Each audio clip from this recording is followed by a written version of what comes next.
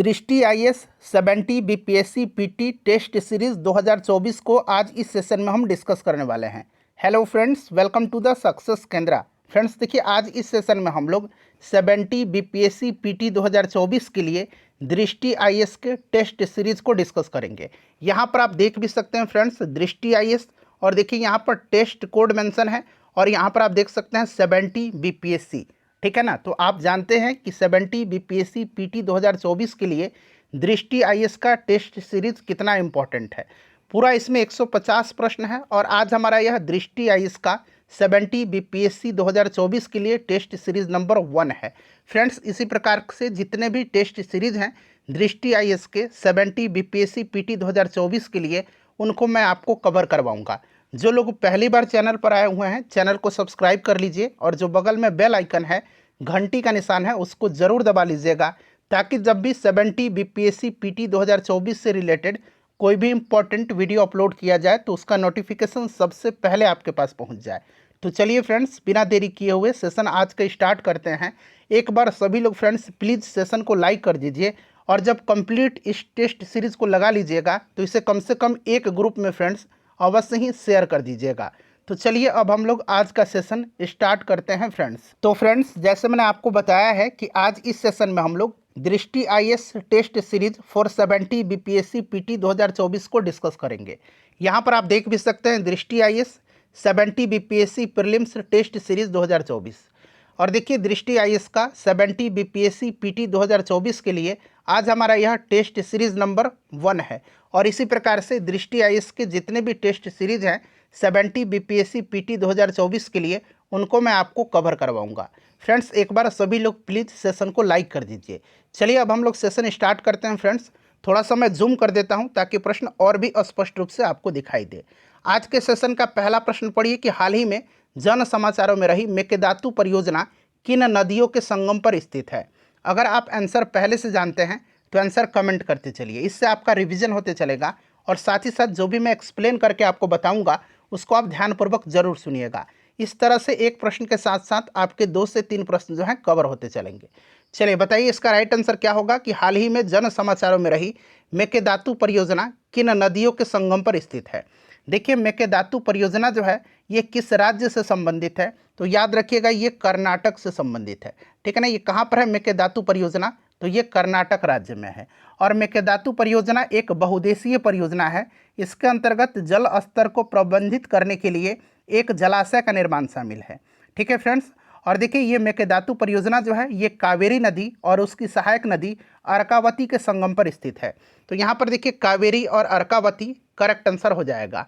पूरा test series लगाइए, total 150 प्रश्न है इसमें और सभी लोग ईमानदारी पूर्वक अपना अपना स्कोर कमेंट करके जरूर बताइएगा। चलिए अब यहाँ पर देखिएगा कि भारतीय राष्ट्रीय भुगतान निगम के संबंध में निम्नलिखित कथनों पर विचार करिए। यहाँ पर देखिए 3 स्टेटमेंट दिए गए हैं, तीनों को पढ़ना है और देखिए यहाँ पर उपरोक्त में से कौन सा कथन सही है ये आपको बताने हैं। तो चलिए अब हम लोग आते हैं यहाँ पर। देखिए इसमें से कौन सा स्टेटमेंट जो है आपका सही दिया गया है, किसके बारे में, तो भारतीय राष्ट्रीय भुगतान निगम के संबंध में। चलिए सब लोग पढ़िएगा। पहला स्टेटमेंट है कि यह भारत में खुदरा भुगतान और निपटान प्रणाली के संचालन के लिए एक छत्र संगठन है। बिल्कुल ये स्टेटमेंट जो है आपका सही दिया गया है। दूसरा देखिए, यह भुगतान और निपटान प्रणाली अधिनियम 2007 के प्रावधानों के तहत भारतीय रिजर्व बैंक आरबीआई और भारतीय बैंक संघ आईबीए की एक पहल है। यह भी स्टेटमेंट आपका सही दिया गया है। तो 2 स्टेटमेंट सही हो गए। तीसरा देखिए कि इसे कंपनी अधिनियम 2013 की धारा 8 के प्रावधानों के तहत गैर लाभकारी कंपनी के रूप में शामिल किया गया है। यह भी स्टेटमेंट आपका सही दिया गया है। तो इस प्रकार से देखा जाए तो तीनों स्टेटमेंट जो हैं सही है और प्रश्न में पूछा भी गया है कि उपरोक्त में से कौन से कथन सही हैं। तो ऑप्शन डी राइट आंसर हो जाएगा। 1, 2 और 3 यानी कि तीनों कथन जो हैं बिल्कुल आपके सही दिए गए हैं। ठीक है। चलिए नेक्स्ट क्वेश्चन है फ्रेंड्स, थोड़ा सा और बड़ा करता हूं। देखिए, निम्नलिखित में से कौन सा देश लिथियम त्रिभुज का भाग नहीं है, लिथियम ट्रायंगल का भाग नहीं है। बताइए राइट आंसर क्या होगा इसमें से। देखिए, लिथियम ट्रायंगल की अगर बात करते हैं तो लिथियम ट्रायंगल में कौन सा देश आता है, चिली, अर्जेंटीना और बोलिविया आता है। ठीक है ना। पैराग्वे इसमें नहीं है, चिली, अर्जेंटीना और बोलिविया आता है। तो यहाँ पर पैराग्वे राइट आंसर हो जाएगा। ठीक है। चलिए उसके बाद नेक्स्ट क्वेश्चन है हमारा, अगला प्रश्न देखिए कि भारतीय अक्षय ऊर्जा विकास एजेंसी लिमिटेड IREDA, यानी कि भारतीय मतलब Indian renewable energy development agency, ठीक है ना, इसके संबंध में निम्नलिखित कथनों पर विचार करिए और उपरोक्त कथनों में से कौन सा गलत है, गलत आपको बताना है, ठीक है ना। यहाँ पर आपको गलत बताना है कि कौन सा कथन जो है यहाँ पर गलत दिया गया है और यहाँ से आपको चुन करके बताना है, ठीक है।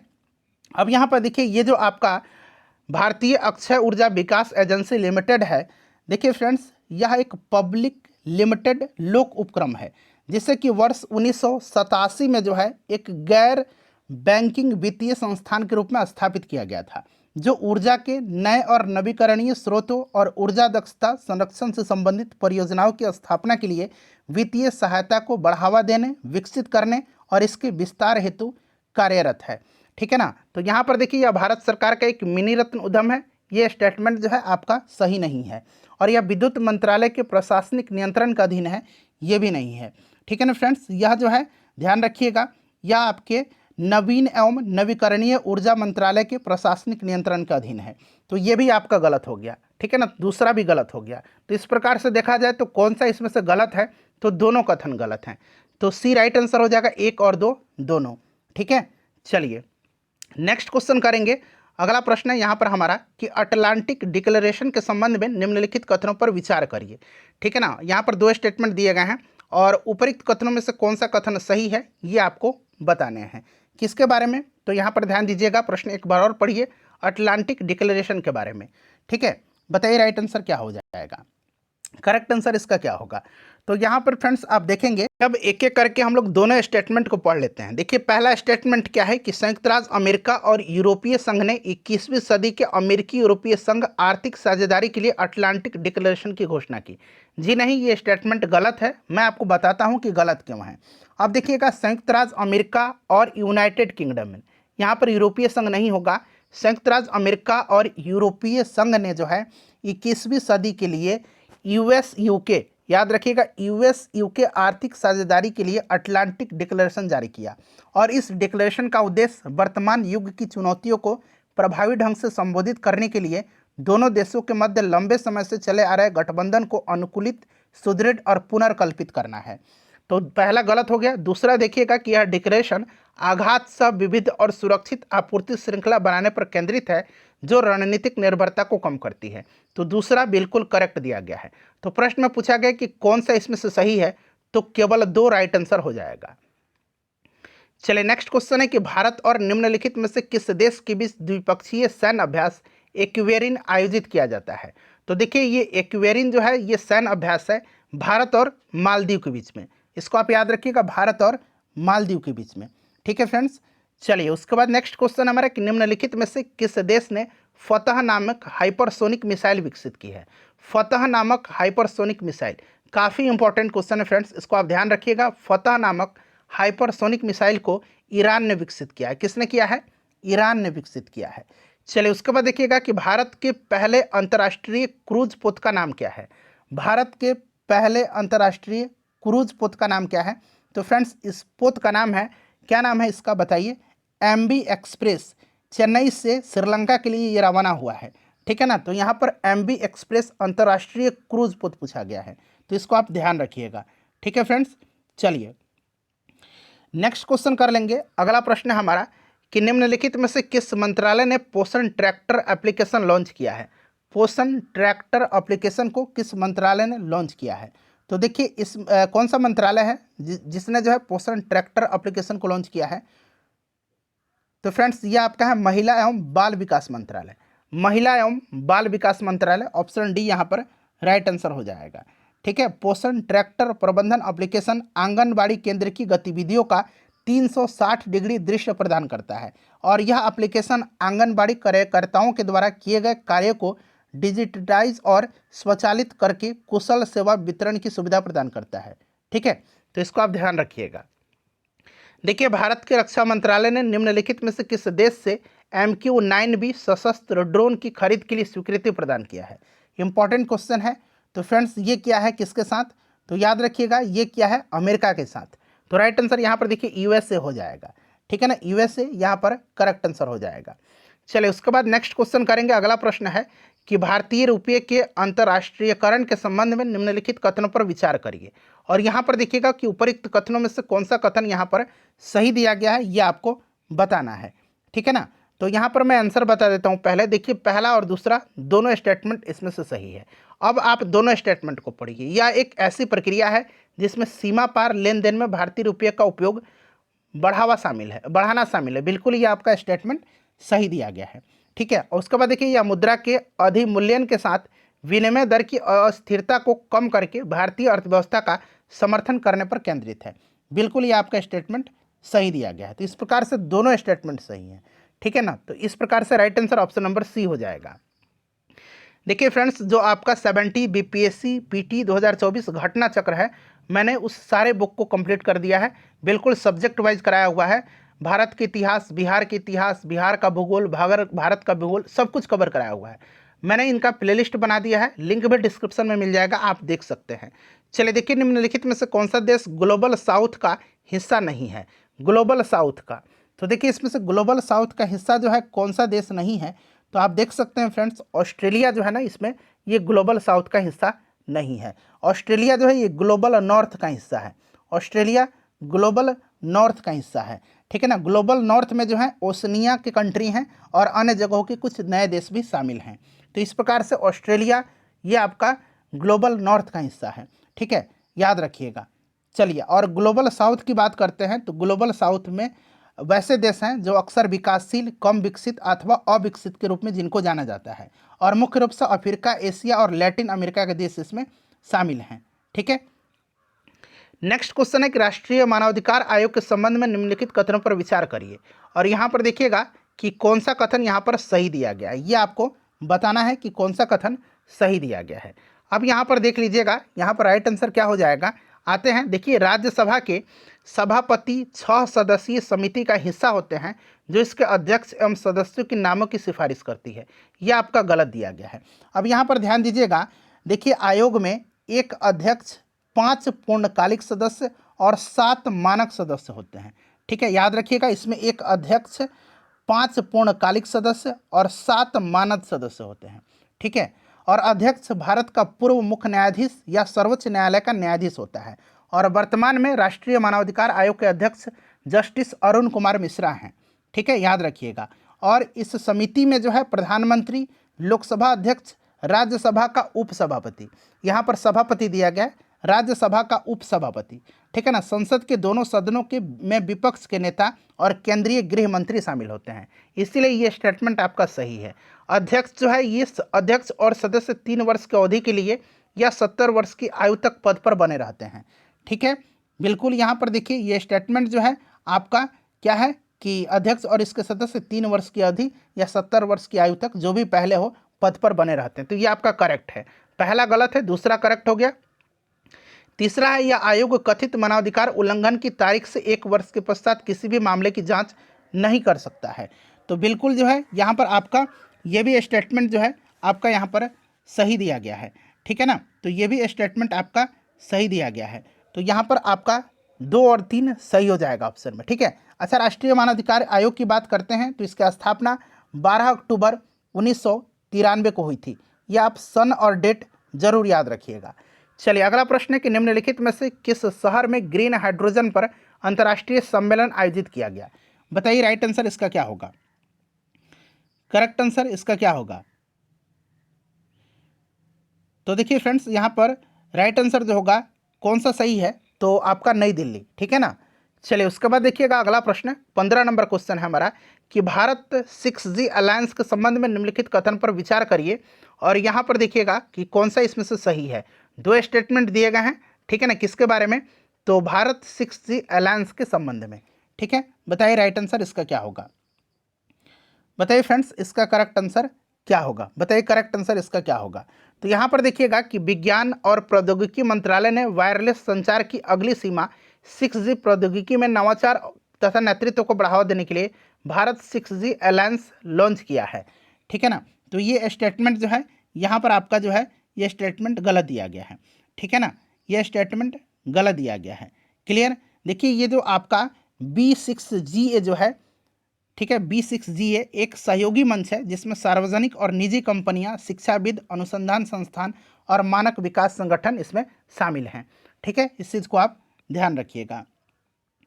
और संचार मंत्रालय के तहत दूर संचार विभाग ने वायरलेस संचार की अगली सीमा 6G प्रौद्योगिकी में नवाचार और नेतृत्व को बढ़ावा देने के लिए भारत 6G अलायंस यानी कि B6GA लॉन्च किया है। तो इसको याद रखिएगा, ये प्रौद्योगिकी मंत्रालय नहीं होगा, विज्ञान और प्रौद्योगिकी मंत्रालय नहीं होगा, संचार मंत्रालय के तहत दूर संचार विभाग ने ये लॉन्च किया है।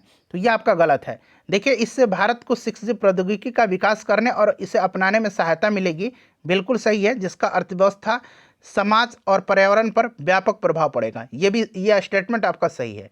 तो पहला गलत है, दूसरा सही है, तो केवल 2 राइट आंसर हो जाएगा। चलिए फ्रेंड्स, देखिए, सियाचिन ग्लेशियर के संबंध में निम्नलिखित कथनों पर विचार करिए और उपरोक्त में से कौन सा कथन सही है, यहाँ पर आपको चुनकर के आंसर बताना है। बताइए यहाँ पर राइट आंसर इसका क्या होगा। ठीक है, बताइए करेक्ट आंसर यहाँ पर क्या होगा।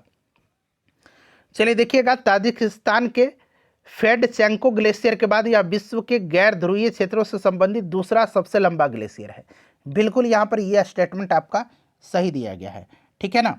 उसके बाद देखिए, जास्कर नदी सियाचिन ग्लेशियर से निकलती है। जास्कर नदी सियाचिन ग्लेशियर से निकलती है, यह स्टेटमेंट जो है आपका गलत है। नुब्रा नदी जो है, नुब्रा नदी जो है ये सियाचिन ग्लेशियर से निकलती है, तो ये गलत हो गया। उसके बाद देखिए, यह विश्व का सबसे ऊंचा युद्ध क्षेत्र है, बिल्कुल ये सही है।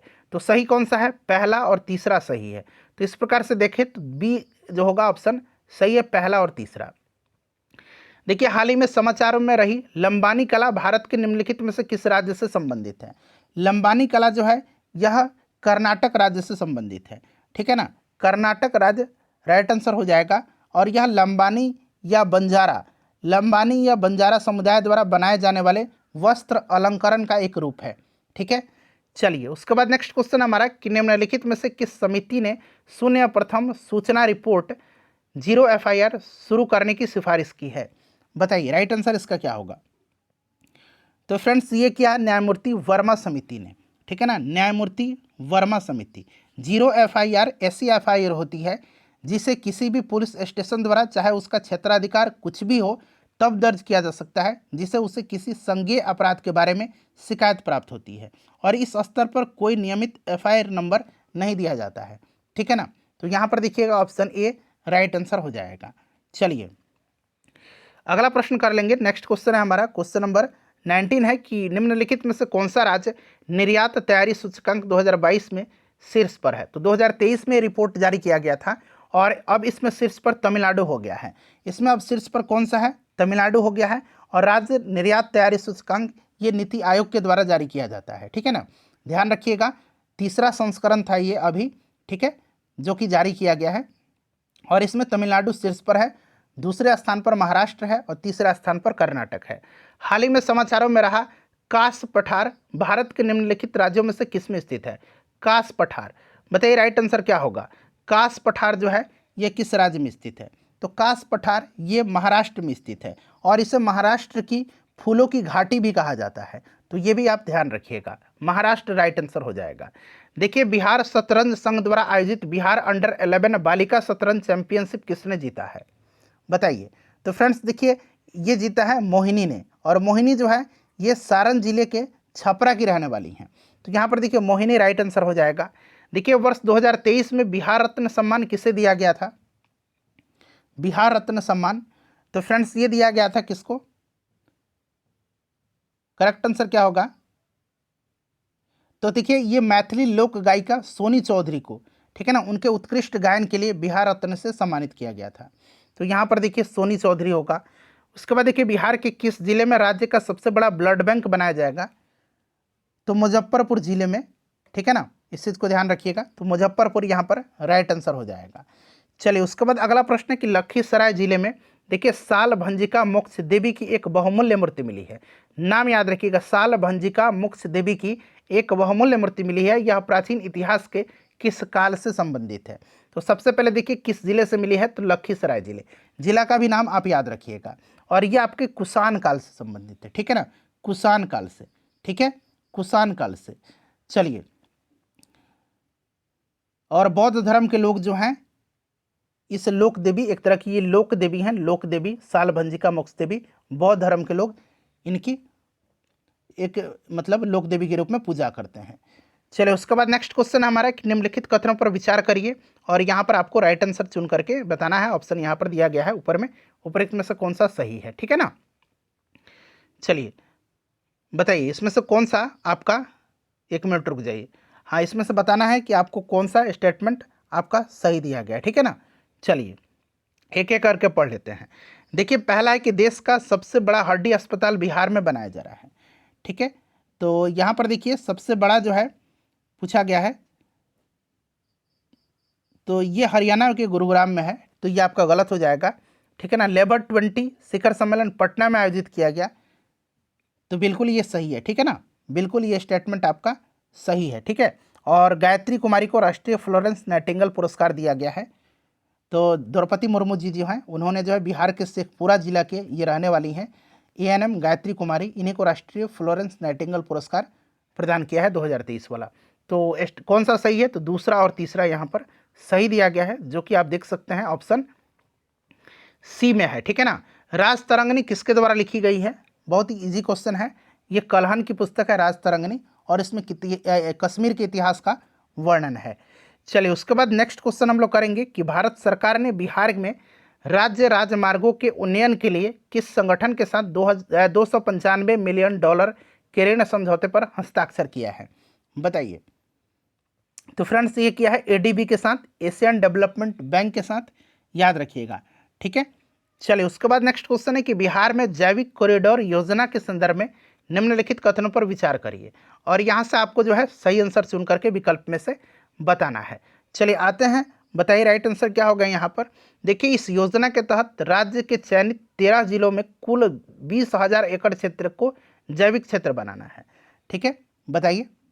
बिल्कुल स्टेटमेंट ये आपका सही दिया गया, ठीक है। और देखिए इन जिलों में कौन कौन से जिले हैं, तो पटना, बक्सर, भोजपुर, सारण, वैशाली, समस्तीपुर, खगड़िया, बेगूसराय, लखीसराय, भागलपुर, मुंगेर, कटिहार और नालंदा के गंगा नदी के तटीय क्षेत्र शामिल हैं। तो ये जिला का संख्या आप याद रखिएगा, ठीक है। और इस योजना की अवधि वर्ष 2022-23 से बढ़ा करके 2030 कर दिया गया है, बताइए। तो फ्रेंड्स ये आपका गलत दिया गया है, जैविक कॉरिडोर योजना की अवधि 2025 तक बढ़ा दिया गया है, 2030 नहीं, ठीक है ना। इस योजना के तहत पहले साल किसानों को प्रति एकड़ 11,500 रुपये का अनुदान दिया जाएगा, ये स्टेटमेंट आपका सही दिया गया है, ठीक है ना। और दूसरे और तीसरे वर्ष जो है 6500 रुपये, दूसरे और तीसरे वर्ष 6500 रुपये प्रति एकड़ के हिसाब से राशि मिलेगी, तो ये आपका सही है। तो पहला और तीसरा सही है, जो कि आप देख सकते हैं किस स्टेटमेंट में है, ऑप्शन बी में है, ठीक है। चलिए उसके बाद देखिएगा कि बिहार के मलमास मेले के संदर्भ में कथन पर विचार करिए। मलमास मेला बड़ा इंपॉर्टेंट है, प्रश्न बनता है। अब यहाँ पर देखिए फ्रेंड्स कि बिहार के नालंदा जिले के राजगीर में लगता है मलमास मेला, इस चीज़ को आप याद रखिएगा, लेकिन प्रत्येक 5 वर्ष पर नहीं, ये प्रत्येक 3 वर्ष पर ये आयोजित किया जाता है। तो इस प्रकार से ये स्टेटमेंट गलत है, और ऐसी मान्यता है कि इस मेले के दौरान राज्य में कहीं भी कोई पूजा और विवाह समारोह या शुभ कार्य नहीं होता है, बिल्कुल ये सही है। तो कौन सा सही है, तो केवल 2 यहाँ पर राइट आंसर हो जाएगा। चलिए उसके बाद हम लोग नेक्स्ट क्वेश्चन करेंगे कि बिहार की प्रथम खेल अकादमी और खेल विश्वविद्यालय राज्य के किस स्थान पर स्थापित किया जाएगा, बताइए। तो फ्रेंड्स ये राजगीर में स्थापित किया जाएगा, ठीक है ना, कहाँ पर, राजगीर में, ठीक है। चलिए उसके बाद नेक्स्ट क्वेश्चन हम लोग कर लेंगे। अगला प्रश्न है कि शिक्षा, कल्प, व्याकरण, निरुक्त, छंद और ज्योतिष ग्रंथ किसका हिस्सा है, ये इंपॉर्टेंट क्वेश्चन है। तो फ्रेंड्स देखिए ये जो है आपके वेदांग के हिस्से हैं, ठीक है ना, किसके हिस्से हैं, वेदांग के हिस्से हैं, याद रखिएगा। शिक्षा, कल्प, व्याकरण, निरुक्त, छंद और ज्योतिष ग्रंथ, ये किसके, ये वेदांग के हिस्से हैं, ठीक है ना, वेदांग के हिस्से हैं। 6 वेदांग जो हैं ये आपको याद होगा, शिक्षा, ठीक है ना, छंद, व्याकरण, निरुक्त, कल्प और ज्योतिष, ये आपको ध्यान रखना है, 6 वेदांग हैं, क्लियर। चलिए उसके बाद देख लीजिएगा कि वेद और ब्राह्मणों के संदर्भ में निम्नलिखित में से कौन सा सही सुमेलित है, बताइए। कौन सा इसमें से सही सुमेलित दिया गया है, और यहाँ से सही कोड का प्रयोग करके आपको उत्तर बताना है। तो यहाँ पर देख लीजिएगा आपका ऋग्वेद की बात कर लेते हैं। तो ऋग्वेद में आपको याद होगा कि इसमें विभिन्न देवताओं की स्तुति करने वाली ऋचाएँ शामिल हैं, ठीक है ना। और ऋग्वेद का जो आपका ब्राह्मण है, ब्राह्मण ग्रंथ, ये आपका ऐतरेय और ऐतरे और कौशितिकी है। ऐतरे और यहाँ पर देखिए कौशितिकी दिया गया है, तो ये तो आपका गलत हो जाएगा। उसके बाद यजुर्वेद की बात करते हैं तो इसमें गद्य में लिखे मंत्र और अनुष्ठान शामिल हैं, और तैतरीय और शतपथ होगा, तो ये भी गलत है, तैतरीय और शतपथ होगा इसका। सामवेद का बात करते हैं तो इसमें मुख्य रूप से अनुष्ठानों के दौरान जपने के लिए ऋचाएँ शामिल हैं, ठीक है ना। और जैमिनीय और छांदोग्य होगा, तो ये कौशितकी नहीं होगा। अथर्ववेद का आपका गोपथ, ये आपका सही दिया गया है, तो केवल 4 राइट आंसर हो जाएगा, ठीक है। चलिए देखिए, बौद्ध धर्म के निम्नलिखित ग्रंथों में से किसमें बुद्ध के पूर्व जन्मों की जातक कहानियों की सूची है? तो ये किसमें है फ्रेंड्स? तो ये याद रखिएगा, ये आपके खुद कनिकाय में है। तो यहाँ पर देखिए खुद कनिकाय, यहाँ पर राइट आंसर हो जाएगा, ठीक है, याद रखिएगा इसको, इंपॉर्टेंट क्वेश्चन है। चलिए, मेगास्थनीज जिन्हें भारतीय इतिहास में पहला राजदूत माना जाता है, निम्नलिखित में से किस राजा के शासनकाल में भारत आए थे? तो मेगास्थनी जो आया था ये चंद्रगुप्त मौर्य के समय में, ठीक है ना। ये सेल्यूकस निकटर का राजदूत था, और इसकी पुस्तक का नाम याद रखिएगा, इंडिका, आपको पता भी होगा, ठीक है। चलिए, उसके बाद हम लोग नेक्स्ट क्वेश्चन करेंगे। यहाँ पर मिलान करना है, यात्री और राजवंश के दौरान ये आए थे, इस तरह से आपको ये मिलान करके बताना है, ठीक है। तो चलिए, यहाँ पर देखिएगा फाइयान जो आया था ना, फाइयान, तो फाइयान आया था किसके समय में? तो चंद्रगुप्त द्वितीय के समय में, ठीक है, तो ये गुप्त वंश के दौरान आया था। और हेन्सवेंग जो आया था, हेन्सवेंग, ये आपके वर्धन वंश के समय में आया था, ये आपको पता है, हर्षवर्धन के समय में, ठीक है। उसके बाद देख लीजिए, उसके बाद अल मसूदी जो है, अल मसूदी आया था गुर्जर पतिहार वंश के समय में, ठीक है। और इब्ने बतूता मोहम्मद बिन तुगलक के समय में आया था। तो आपका ये राइट आंसर क्या हो जाएगा? यहाँ पर देखिए 1, 2 और यहाँ पर 4 और 3 उलट जा रहा है ना, तो बी राइट आंसर हो जाएगा। चलिए, निम्नलिखित में से कौन सा अभिलेख और उसका काल सही सुमेलित नहीं है? बताइए, कौन सा अभिलेख और उसका काल सही सुमेलित नहीं है, बताइए। अब यहाँ पर देखिएगा, एक एक करके हम लोग देखते हैं फ्रेंड्स। देखिए, यहाँ पर खारवेल का हाथी गुम्फा अभिलेख है, ठीक है ना। ये आपके हाथी गुम्फा शिलालेख कलिंग शासक खारवेल के काल का है, ठीक है। और ये आपका होगा, ये आपका हो जाएगा 200 से 150 ईसा पूर्व में। यहाँ पर एक मिनट रुक जाइए, हाँ, ठीक है। तो ये आपकी पहली शताब्दी ईसा पूर्व में, ठीक है ना, पहली शताब्दी ईसा पूर्व होगा, यहाँ पर 5वीं शताब्दी नहीं होगा, ये पहली शताब्दी ईसा पूर्व में है। खारवेल ने लगभग पहली शताब्दी ईसा पूर्व में विशेष रूप से लगभग 200 से 150 ईसा पूर्व में शासन किया था। तो यहाँ पर ये वाला आपका सही नहीं है। रुद्रदामन का जूनागढ़, यह आपका रुद्रदामन का जूनागढ़, यह आपका 150 ईस्वी में निर्मित हुआ था। समुद्रगुप्त की प्रयाग प्रशस्ति, तो ये भी आपकी सही दिया गया है, ठीक है ना। पुलकेशिन द्वितीय का एहोल प्रशस्ति। चलिए, तो यहाँ पर राइट आंसर हो जाएगा इसका ऑप्शन नंबर ए हो जाएगा, ठीक है ना, केवल एक यहाँ पर होगा, ठीक है। चलिए, उसके बाद देखिएगा कि यहाँ पर सुमेलित करना है हड़प्पा, और ये शायद किस नदी के किनारे है? तो हड़प्पा जो है फ्रेंड्स, ये आपको पता है कि ये रावी नदी के किनारे है, ठीक है ना, रावी नदी के किनारे है। और ये आपका यहाँ पर देखिए चनहुदड़ो जो है ये सिंधु हो जाएगा, सिंधु नदी के तट पर है। कालीबंगा जो है ये आपकी किस नदी के तट पर है? कालीबंगा आपका, ये आपका हो जाएगा घग्गर नदी के। और धौलावीरा जो है ये आपका लूनी नदी के, ठीक है ना। तो 2, 1, 3, 4 यहाँ पर राइट आंसर हो जाएगा। देख लीजिए कहाँ पर दिया गया है, 2, 1, 3, 4 ऑप्शन यहाँ पर सी में दिया गया है। चलिए, अगला प्रश्न पढ़ेंगे, नेक्स्ट क्वेश्चन पढ़िए कि निम्नलिखित में से कौन मोहनजोदड़ो में नहीं पाया गया? मोहनजोदड़ो में नहीं पाया गया, बताइए। तो मोहनजोदड़ो में अगर हम बात करते हैं तो कौन सा नहीं पाया गया? दफनाए गए मृदभांड, ठीक है ना। दफनाए गए मृदभांड जो है ये सुरकोटडा से पाए गए हैं। कहाँ से? ये सुरकोटडा से पाए गए हैं, सुरकोटडा से, याद रखिएगा, सुरकोटडा से पाए गए हैं, ठीक है ना। तो ये नहीं होगा। बाकी देखिए, नृत्य करती हुई महिला की कांस्य प्रतिमा, ठीक है, मातृदेवी की मिट्टी की आकृति, पशुपति की मोहर, ठीक है, ये हड़प्पा से मतलब मोहनजोदड़ो से पाए गए हैं, ठीक है। बृहद अन्नागार, बृहद स्नानागार, ये सब पाया गया है। कौन सा पुराण सबसे प्राचीन है? सबसे प्राचीन इसमें से आपका मत्स्य पुराण है। सबसे प्रमाणिक इसको माना जाता है, ठीक है ना, मत्स्य पुराण को। चलिए, उसके बाद नेक्स्ट क्वेश्चन है कि भगवत गीता महाभारत के किस भाग से लिया गया है? भगवत गीता, बताइए। तो यहाँ पर देखिएगा भीष्म पर्व, ठीक है ना, भीष्म पर्व, याद रखिएगा इसको, भीष्म पर्व से लिया गया है। नेक्स्ट क्वेश्चन हमारा कि प्राचीन भारतीय ग्रंथों में वर्णित प्रसिद्ध दशराज युद्ध किन नदी के तट पर लड़ा गया था? दशराज युद्ध जो है, जिसे 10 राजाओं के युद्ध के रूप में जाना जाता है, इसका उल्लेख ऋग्वेद, एक प्राचीन भारतीय ग्रंथ है, उसमें किया गया है। ठीक है, उसके बाद देखिएगा, यह राजा सुदास के नेतृत्व में, राजा सुदास के नेतृत्व में भरत जनजाति और 10 अन्य जनजातियों के गठबंधन के बीच लड़ा गया था, और ये लड़ा गया था परुष्णी नदी के तट पर। ठीक है ना, जो आधुनिक रावी नदी है, तो परुष्णी यहाँ पर राइट आंसर हो जाएगा। देखिए, बुद्ध की जीवन की निम्नलिखित घटनाओं में से कौन सा सही सुमेलित है, और यहाँ पर आपको कूट का प्रयोग करके सही उत्तर का चयन करना है। ठीक है, अब एक एक करके मिला लेते हैं। देखिए, महाभिनिष्क्रमण प्रथम उपदेश, ये गलत दिया गया है। ठीक है ना, प्रथम उपदेश इन्होंने सारनाथ में दिया था। धर्मचक्र परिवर्तन कहलाया। निर्वाण बुद्ध का ज्ञानोदय, बिल्कुल सही दिया गया है। ठीक है ना, बुद्ध के बौद्ध धर्म में निर्वाण का तात्पर्य ज्ञान प्राप्ति की अवस्था से है। ठीक है, तो ये वाला आपका सही है, बाकी ये भी गलत दिया गया है, ये भी गलत दिया गया। ठीक है ना, तो आपका केवल 2 राइट आंसर हो जाएगा। चलिए, उसके बाद अगला प्रश्न है हमारा। नेक्स्ट क्वेश्चन क्या है कि मिलान करना है बौद्ध संगति और ये स्थल उससे संबंधित है कौन सा।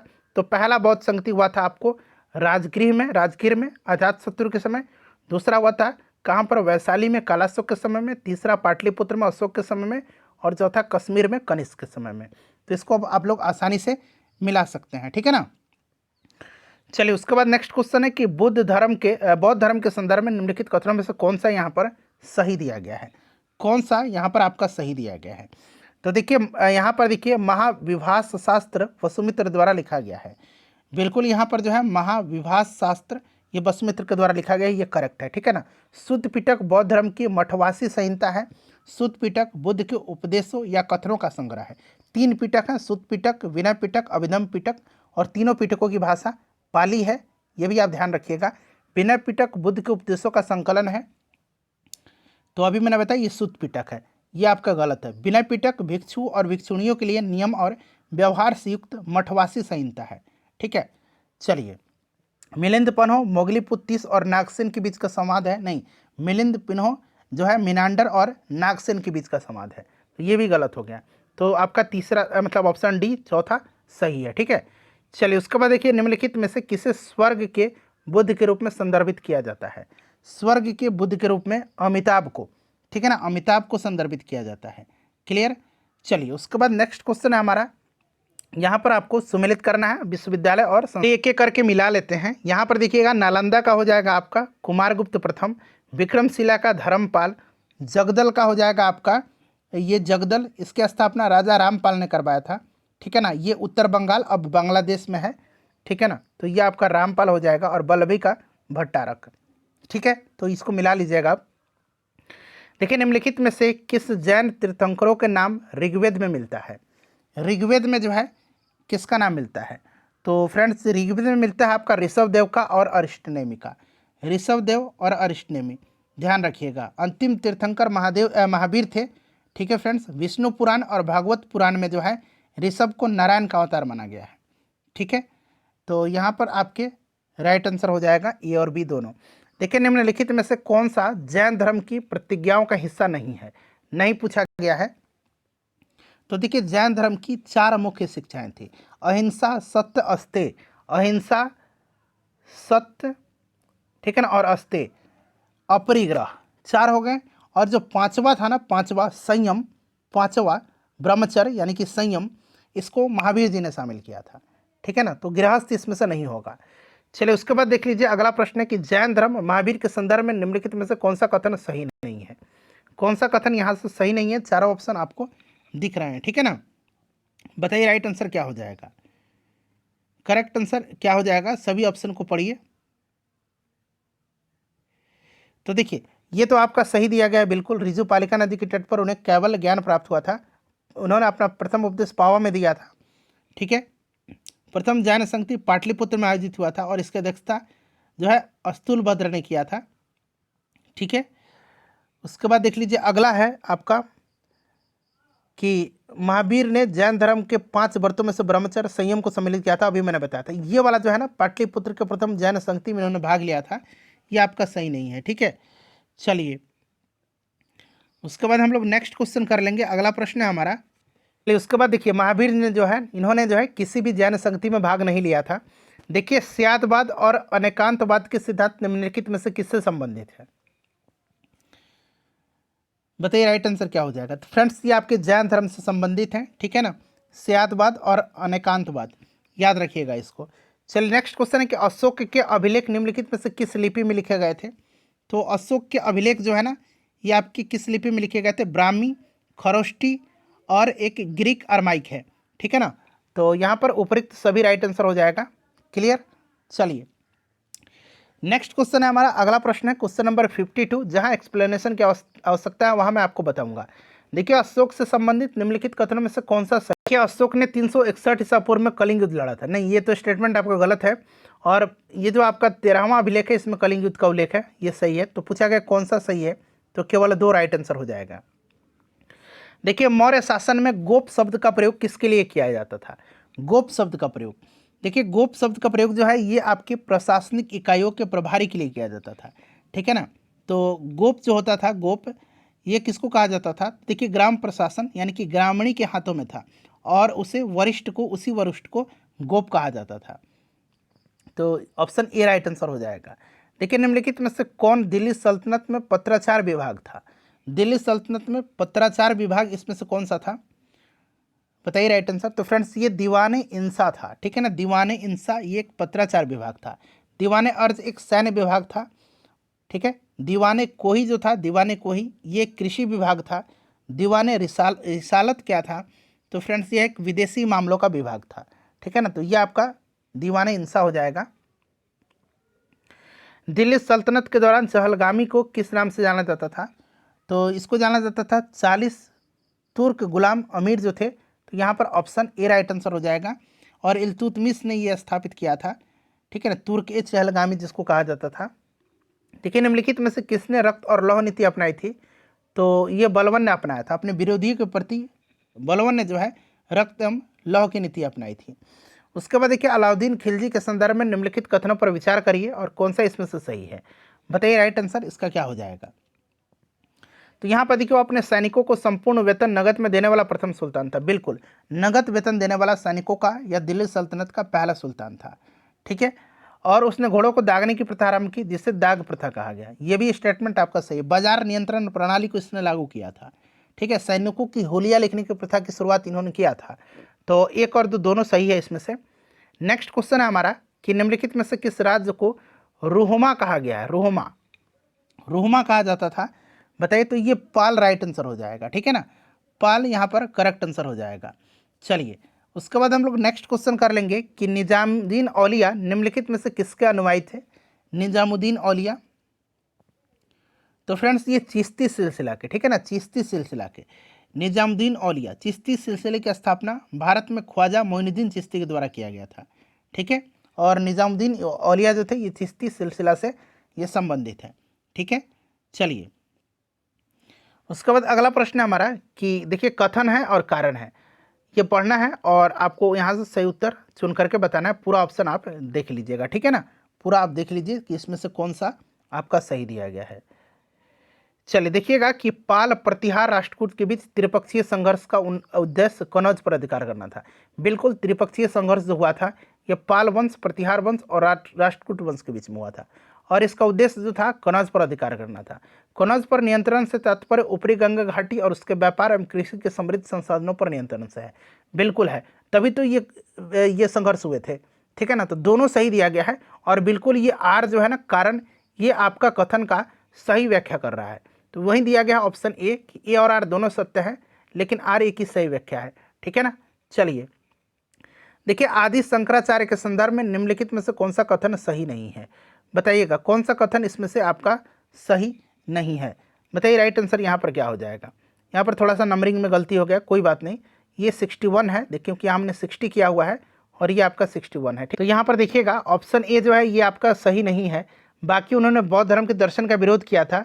ब्रह्मसूत्र भाष्य, ब्रह्मसूत्र पर एक टिप्पणी उनके द्वारा लिखा गया और वे मानते थे कि दुनिया एक भ्रम है, हमारे आसपास की दुनिया को एक भ्रम या माया मानते थे। तो आपका ऑप्शन ए सही नहीं दिया गया है। चलिए उसके बाद देखिएगा कि दिल्ली सल्तनत काल में निम्नलिखित में से कौन सा शब्द जिम्मी को परिभाषित करता है।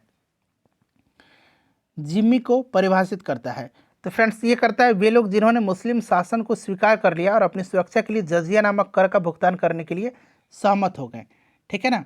तो ये आपका सही दिया गया है। चलिए उसके बाद देख लीजिएगा 63 नंबर क्वेश्चन।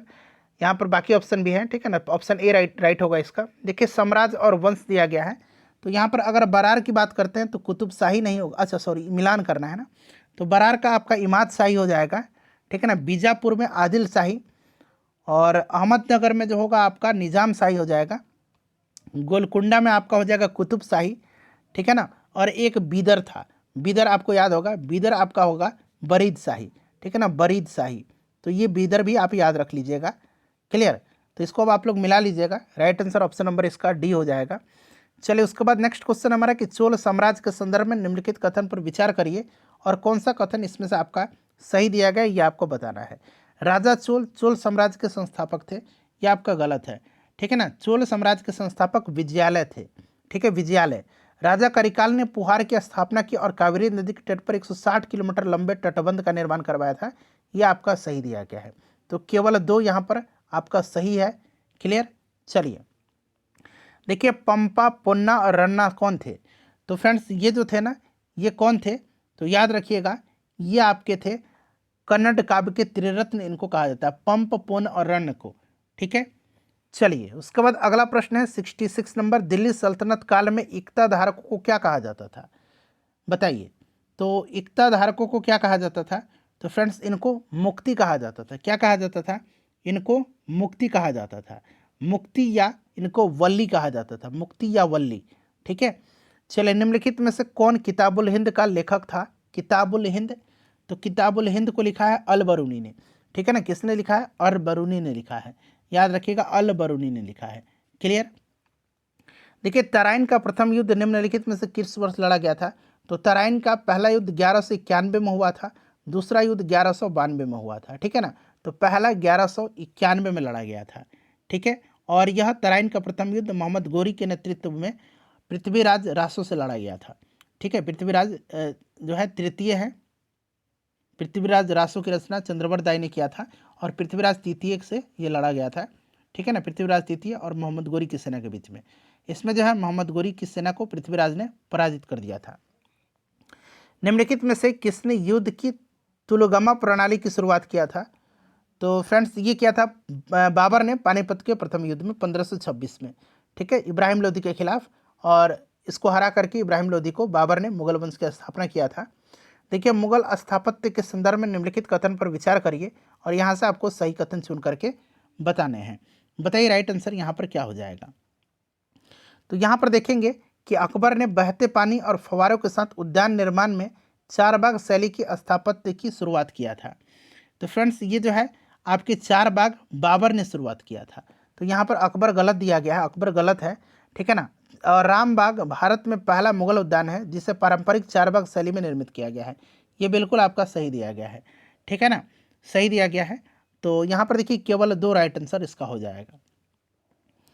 चलिए उसके बाद नेक्स्ट क्वेश्चन है हमारा, अगला प्रश्न है कि सूची 1 और सूची 2 को सम्मिलित करना है, स्थापत्य और इस किसके द्वारा निर्मित है। तो यहाँ पर देख लीजिएगा जमाली मस्जिद ये आपका हुमायूं के द्वारा, ठीक है ना। काबुली बाग मस्जिद तो ये आपका बाबर के द्वारा, मरियम उल जमानी तो ये आपका अकबर के द्वारा, ठीक है ना। और परी महल दारा सिकोह के द्वारा। तो इसको अब हम लोग मिला लीजिए, ठीक है ना। ऑप्शन बी यहाँ पर राइट आंसर हो जाएगा, इसका ऑप्शन बी करेक्ट आंसर हो जाएगा। चलिए फ्रेंड्स उसके बाद अगला प्रश्न है कि फरीद खान को शेर खान की उपाधि किसने दिया था। फरीद खान को शेर खान की उपाधि दिया था किसने, बहार खान लोहानी ने, ठीक है ना। शेर खान वहीं फरीद खान, शेरशाह सूरी है, ठीक है, याद रखिएगा, सूरवंश का संस्थापक। नेक्स्ट क्वेश्चन हमारा कि निम्नलिखित में से किस मुगल सम्राट ने सिख गुरु हरगोविंद सिंह को ग्वालियर किले में कैद रखा था। हरगोविंद सिंह को, तो हरगोविंद सिंह को रखा था किसने, तो फ्रेंड्स ये जहांगीर ने रखा था, ठीक है ना, जहांगीर ने रखा था, याद रखिएगा। हरगोविंद सिंह ने अपने पिता गुरु अर्जुन देव के निर्देशों का पालन करते हुए एक शक्तिशाली सिख सेना की स्थापना किया और सिख धर्म को एक सैन्य स्वरूप प्रदान किया। जो पहले सिख शहीद थे उन्हें मुगल बादशाह जहांगीर के आदेश पर मार दिया गया था। चलिए उसके बाद देखिएगा नेक्स्ट क्वेश्चन हमारा कि सिख धर्म के संदर्भ में निम्नलिखित कथनों पर विचार करिए। गुरु तेग बहादुर ने खालसा संप्रदाय की स्थापना किया था। खालसा संप्रदाय की स्थापना जो है गुरु तेग बहादुर ने किया था, यह आपका यहाँ पर गलत दिया गया है, ठीक है ना, यह आपका यहाँ पर गलत दिया गया है, ठीक है। तो खालसा जो है इसकी स्थापना गुरु गोविंद सिंह ने 1699 में किया था। गुरु नानक देव अकबर के समकालीन थे? नहीं, ये भी आपका गलत दिया गया है। गुरु नानक देव जो थे ये अकबर के समकालीन नहीं थे, बाबर के समकालीन थे। ठीक है, बाबर के। तो दोनों आपका गलत है, तो न तो एक और न तो दो सही है। ठीक है ना। चलिए उसके बाद देखिएगा कि निम्नलिखित में से कौन हमजानामा का वर्णन करता है। हमजानामा, तो हमजानामा तो ये आपका हो जाएगा सचित्र कहानियों का संग्रह। ठीक है ना। चलिए इसमें जो है मुगल काल की महत्वपूर्ण कलात्मक और साहित्यिक कृति है यह एक तरह का। चलिए उसके बाद नेक्स्ट क्वेश्चन है हमारा, अगला प्रश्न है, मिलान करना है, एक तरफ शासक है और उनका क्षेत्र है। तो देखिए यहाँ पर अगर हम बात करते हैं तो इसमें से कौन सा आपका मिलान करके बताना है, तो ऑप्शन यहाँ पर दे रखा होगा, सी राइट आंसर है, 3 2 1 4। ठीक है ना, 3 2 1 4। तो यहाँ पर आइए हम लोग मिला लेते हैं, 3 2 1 4, 3 2 1 और 4। ठीक है, तो जयमल का हो जाएगा आपका मेड़ता। ठीक है, रामचंद्र का हो जाएगा कालिंजर, उदय सिंह द्वितीय का आपका मेवाड़ और राजा सुरजन राय का रणथंभौर। ठीक है, तो इसको आप लोग मिला लीजिए। चलिए उसके बाद नेक्स्ट क्वेश्चन करेंगे कि शुद्ध अद्वैत दर्शन का प्रतिपादन किसने किया था। शुद्ध अद्वैत दर्शन का प्रतिपादन किसने किया था। तो फ्रेंड्स ये किया था किसने, तो ये किया था वल्लभाचार्य ने। ठीक है ना, याद रखिएगा वल्लभाचार्य ने किया था, वल्लभाचार्य ने किया था। चलिए उसके बाद नेक्स्ट क्वेश्चन हमारा कि मनसबदारी व्यवस्था के संदर्भ में निम्नलिखित कथन पर विचार करिए। ठीक है ना, और यहाँ से आपको सही कथन चुन करके बताने हैं। तो यहाँ पर देखिएगा राइट आंसर जो होगा ये कौन सा होगा, तो मनसबदारों की नियुक्ति सम्राट द्वारा मीर बख्शी की सिफारिश पर की जाती थी। ठीक है, और मनसबदारी जो था इसकी शुरुआत अकबर ने किया था 1571 में। ठीक है फ्रेंड्स, तो ये बिल्कुल आपका सही दिया गया है, मीर बख्शी के द्वारा मनसबदारों को राजस्व एकत्र करने और अपनी जागीरों पर प्रशासन करने का अधिकार था। ठीक है, तो ये आपका जो है पहला स्टेटमेंट सही है, दूसरा जो है आपका सही नहीं है। ठीक है, दूसरा आपका सही नहीं है। क्लियर। देखिए मनसबदार जो थे ना, ये आपका राजस्व एकत्र करने और अपनी जागीरों पर प्रशासन करने का इनको अधिकार नहीं था। ठीक है, तो यहाँ पर पूछा गया है कि कौन सा सही है, तो केवल एक राइट आंसर हो जाएगा। उसके बाद देखिए निम्नलिखित में से गाजी की उपाधि किसने गाजी की उपाधि धारण किया था। तो गाजी की उपाधि धारण किया था बाबर ने। बाबर ने खानवा युद्ध में राणा संगा के खिलाफ जो युद्ध लड़ा था उसके जीत के बाद गाजी की उपाधि धारण किया था। खानवा का युद्ध 1527 में हुआ था। नेक्स्ट क्वेश्चन है कि मुगल प्रशासन के दौरान व्यापार और विकास के संदर्भ में निम्नलिखित कथनों पर विचार करिए, और यहाँ से सही आंसर आपको चुन करके बताने हैं। तो यहाँ पर देखिएगा कि लंबी दूरी के व्यापार में विशेषज्ञता रखने वाले लोग सेठ और बोहरा कहलाते थे, बिल्कुल सही है। और चेट्टी दक्षिण भारत के एक महत्वपूर्ण व्यापारिक समुदाय था, ये भी सही है। तो आपका एक और दो दोनों जो है यहाँ पर आपका सही दिया गया है। ठीक है ना, दोनों आपका सही दिया गया है। ठीक है, चलिए उसके बाद अगला प्रश्न है हमारा, देखिए कि निम्नलिखित में से किस स्थान पर अशोक के 4 सिंह शीर्ष है। 4 सिंह शीर्ष है, तो बताइए राइट आंसर। तो फ्रेंड्स ये सारनाथ में है ना। देखिए सांची के स्तूप के संदर्भ में निम्न कथन पर विचार करें और सही आंसर का यहाँ से चयन करना है। तो इसका निर्माण सम्राट अशोक ने करवाया था सांची का स्तूप का। ठीक है, बिल्कुल आपका सही है। सांची का स्तूप जो है ये मध्य प्रदेश में पड़ता है, और स्तूप के चारों ओर सुंदर प्रवेश द्वार की रेलिंग का निर्माण शुंग राजवंश के दौरान किया गया था। तो ये भी आपका सही दिया गया है। ठीक है ना, ये भी आपका सही दिया गया है। तो बिल्कुल यहाँ पर आपका एक और दो राइट आंसर हो जाएगा। उसके बाद देखिएगा कि सातवाहन के संदर्भ में निम्नलिखित कथनों पर विचार करिए और सही आंसर कौन सा है। प्रतिष्ठान राजवंश की राजधानी थी, बताइए। सातवाहनों की राजधानी प्रतिष्ठान थी, बिल्कुल ये आपका सही दिया गया है। ठीक है ना, राजधानी इनकी प्रतिष्ठान थी। गौतमीपुत्र सातकर्णी राजवंश के संस्थापक थे, नहीं, सातवाहन के संस्थापक जो था ना ये कौन था, तो ये आपका सातवाहन वंश के संस्थापक था, इसका नाम है सीमुक। ठीक है ना, सीमुक, सीमुक था। तो ये आपका गलत दिया गया। ठीक है ना, तो केवल एक यहाँ पर राइट आंसर हो जाएगा। ठीक है, चलिए उसके बाद हम लोग नेक्स्ट क्वेश्चन कर लेंगे कि चचनामा के लेखक कौन है। तो चचनामा में जो है अरबों का सिंध विजय का वर्णन मिलता है, और मोहम्मद अली जो है मोहम्मद अली कुफी, याद रखिएगा। चलिए उसके बाद नेक्स्ट क्वेश्चन है हमारा कि निम्नलिखित में से कौन सा ग्रंथ सूफी विचारों और व्यवहार से संबंधित है। राइट आंसर क्या हो जाएगा, तो फ्रेंड्स ये आपका है कस्ब उल महजूब, कस्ब उल महजूब। ठीक है ना, याद रखिएगा। चलिए उसके बाद अगला प्रश्न हमारा कि सिकंदर लोदी के संदर्भ में निम्नलिखित कथनों में से सही कौन सा है। सही आपको बताना है सिकंदर लोदी के संदर्भ में। ठीक है, तो यहाँ पर देख लीजिएगा आपका, उसने गज सिकंदरी नामक गज की एक नई माप स्थापित किया था। बिल्कुल सही है, गज सिकंदरी इसने चलाया था। और उसने बाबर के साथ पानीपत की प्रथम लड़ाई लड़ा था। सिकंदर लोदी नहीं, इब्राहिम लोदी था। तो ये आपका गलत हो जाएगा, केवल पहला आपका राइट हो जाएगा। ठीक है, चलिए। और सिकंदर लोदी ने आगरा की स्थापना किया था, ये भी आप ध्यान रखिएगा 1504 में। शिवाजी के मंत्री के समूह को क्या कहा जाता था। तो फ्रेंड्स अष्टप्रधान कहा जाता था। ठीक है ना, अष्टप्रधान और अष्टदिग्गज, ये कृष्णदेव राय के दरबार में तेलुगु साहित्य के 8 कवि थे। ठीक है, इसको भी आप साथ साथ ध्यान रखिएगा। चलिए, उसके बाद देख लीजिएगा नवरत्न अकबर के दरबार में थे। निम्नलिखित में से कौन सा प्राचीन बंदरगाह भारत का पहला बाजार के नाम से जाना जाता है, बताइए। तो फ्रेंड्स ये जाना जाता है मुजरिस। ठीक है ना, मुजरिस। मुजरिस पेरियार नदी के मुहाने पर स्थित था, जो वर्तमान में केरल में स्थित है। देखिए, प्राचीन दक्षिण भारतीय इतिहास में उरार को कहा जाता था, उरार को। तो उरार को क्या कहा जाता था, उरार को किसान ग्रामों का प्रवक्ता कहा जाता था। ठीक है ना, किसान ग्रामों का प्रवक्ता उरार को कहा जाता था, इसको आप ध्यान रखिएगा। ठीक है, चलिए। और ये गांव के भूमि सुधारक थे। चलिए, उसके बाद नेक्स्ट क्वेश्चन है, निम्नलिखित में से किस शासक के दरबार में नवरत्न रहते थे। तो नवरत्न रहते थे, बताइए।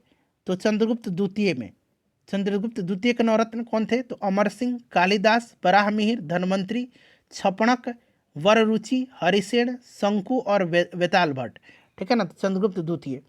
उसके बाद देखिएगा कि प्राचीन इतिहास में विष्टि का संबंध है, विष्टि का संबंध, बताइए विष्टि का संबंध है। करेक्ट आंसर क्या होगा, विष्टि का संबंध। तो फ्रेंड्स ये आपका हो जाएगा किससे, तो विष्टि का संबंध आपका है बंधुआ मजदूरी से। ठीक है ना, बंधुआ मजदूरी से, बंधुआ मजदूरी से। ठीक है ना, गुप्त काल के जो आपके यहाँ पर समय की बात करते हैं, तो ग्रामीणों को बंधुआ मजदूरी भी करनी पड़ती थी, जिनको कि विष्टि कहा जाता था। चलिए, उसके बाद देखिएगा कि सती प्रथा का साक्ष्य निम्नलिखित में से किस अभिलेख से मिलता है।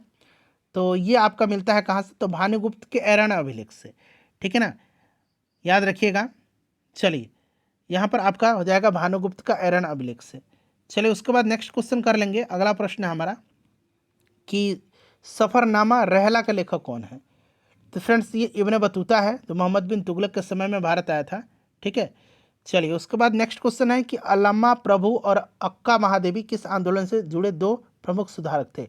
अलामा प्रभु और अक्का महादेवी, तो फ्रेंड्स ये जुड़े थे किससे, तो वीर शैव से।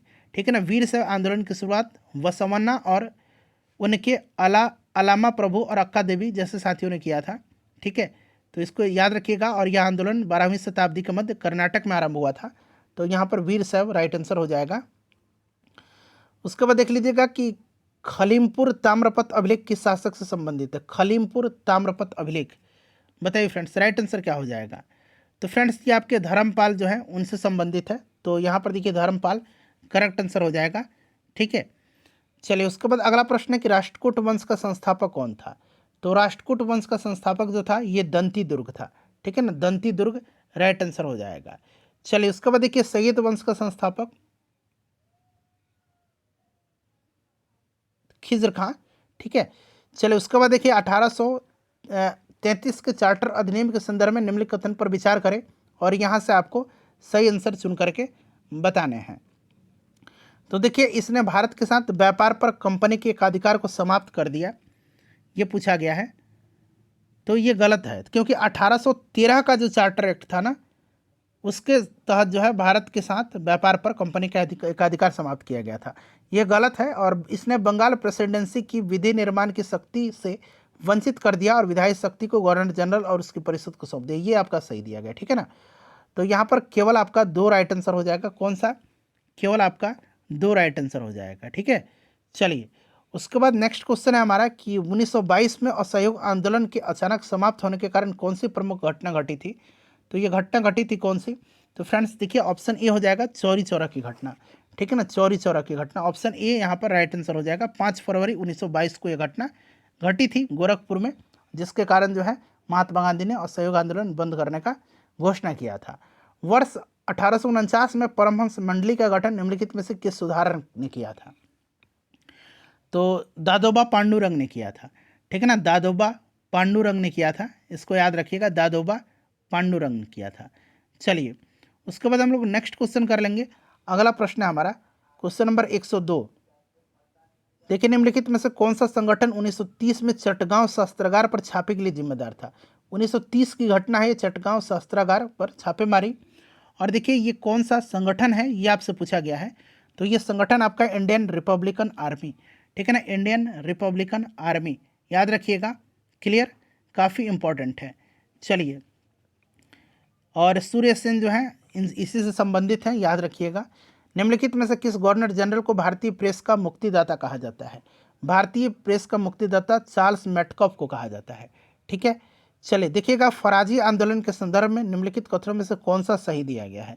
फराजी आंदोलन के संबंध में कौन सा कथन यहाँ पर आपका सही दिया गया है। तो यहाँ पर देखिएगा, ब्रिटिश सरकार के खिलाफ पहला करमुक्त अभियान था। पहला करमुक्त अभियान जो था यह आपका कौन सा था, बताइए कौन सा इसमें से सही पूछा गया है, ठीक है ना, बताइए राइट आंसर क्या होगा इसमें से।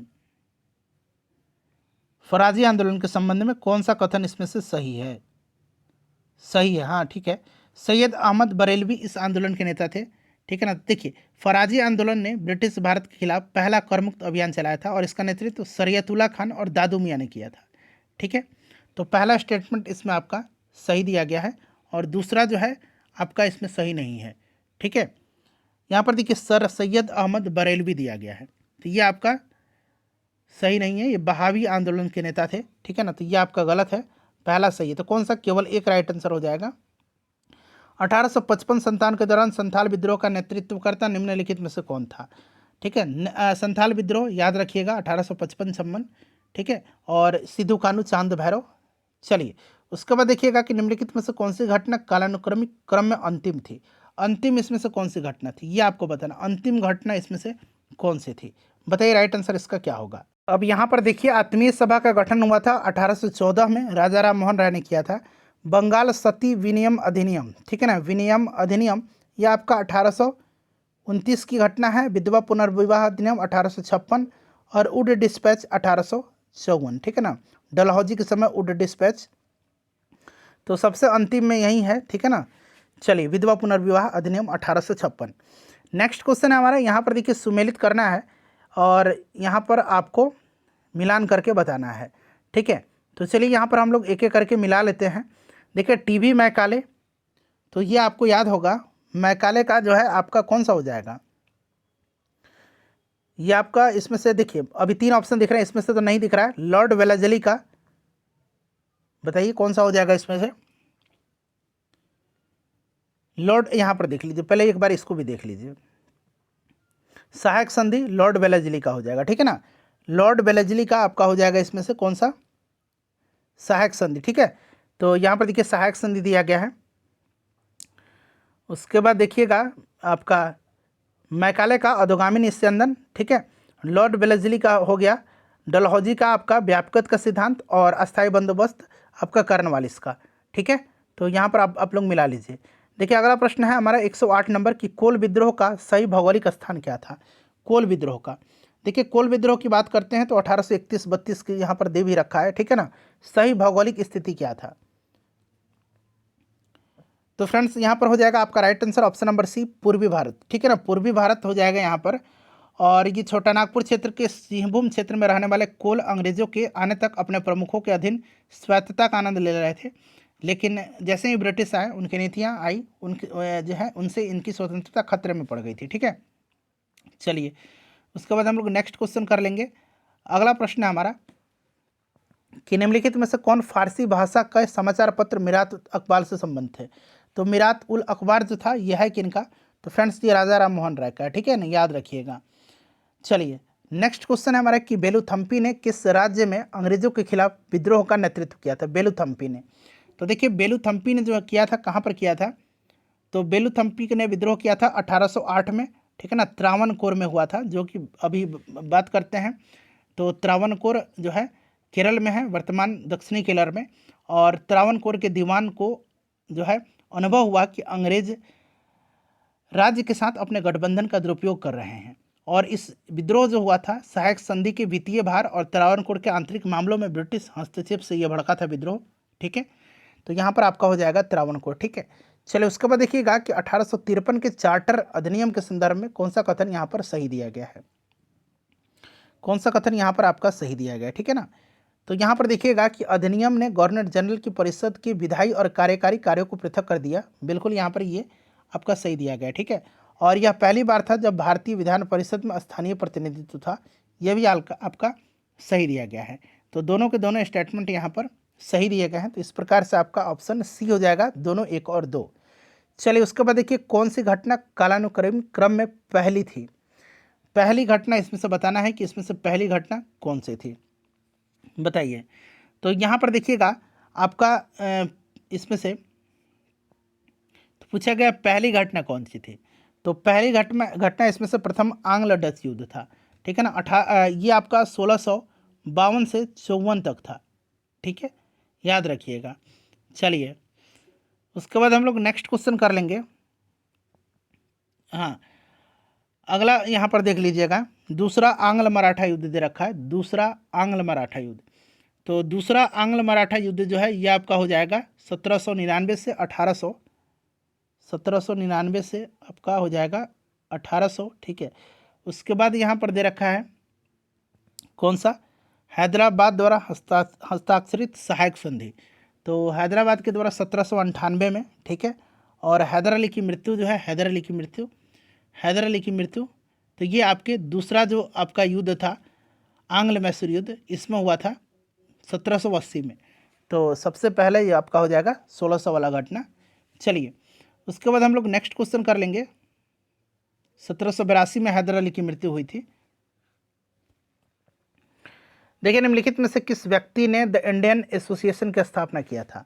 द इंडियन एसोसिएशन की स्थापना 1876 में सुरेंद्र नाथ बनर्जी और आनंद मोहन बोस ने किया था। तो यहाँ पर सुरेंद्र नाथ बनर्जी हैं, आनंद मोहन बोस का भी नाम याद रखिएगा 1876 में। उसके बाद देखिएगा कि बक्सर के युद्ध के संदर्भ में निम्नलिखित कथन पर विचार करिए और सही कथन आपको यहाँ पर चुन करके बताना है। देखिए बक्सर का युद्ध जो है यह आपका हुआ था कब, तो 1764 में। ठीक है ना, और यह British East India Company, Mir Qasim और सुजाउद्दौला और मुगल बादशाह शाह आलम द्वितीय की संयुक्त सेनाओं के बीच लड़ा गया था, और इसमें अंग्रेजी सेना का नेतृत्व हेक्टर मुनरो कर रहा था। यह स्टेटमेंट सही है।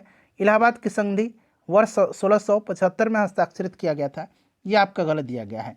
देखिए इलाहाबाद की संधि जो है यह आपका हुआ था कब, तो इलाहाबाद की संधि 1765 में।